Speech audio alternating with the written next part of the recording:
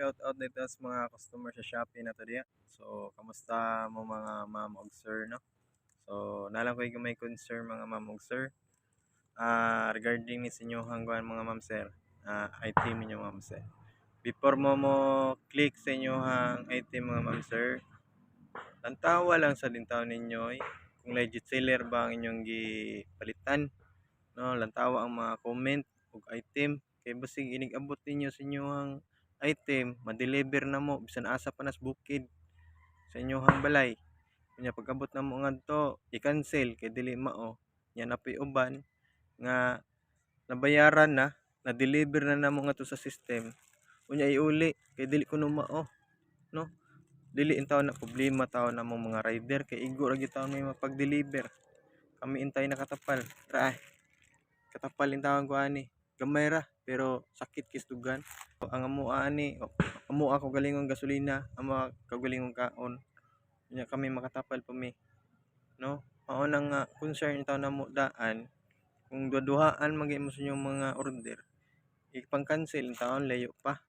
Kay kung ma-deliver na namo ma'am, sus kalayo. Ang gasolina pa lang daan. Unya ultimo piso gani, kuhaon pa.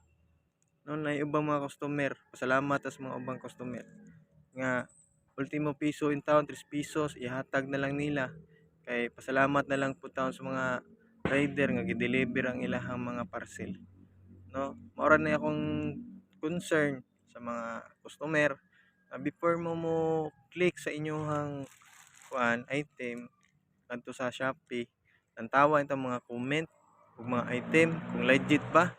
Dili kay pili-pili lang mo ditso. Pag-abot sa inyong item, ipa-cancel. Unya og na-deliver na namo, iuli. Dili mao ang item. Na-deliver na namo sa system. Dili man na pwede nga mauli. Kami may makatapal. Samaan ni. 120 kayo ni. Pila imong sweldo? 500. Kuwag 120. Pila na lang. Kuha pag gasolina. So, pila na lang mo Ago pa kay tanan. No, unya. Grabe pod ka bukid pag yun among hatdan. Tapos inyo pa ipa-cancel. Mo kayape. So maoro gyud na ako ang concern nito sa mga customer dito sa Shopee. Ng mga bro, mga ma'am ug sir.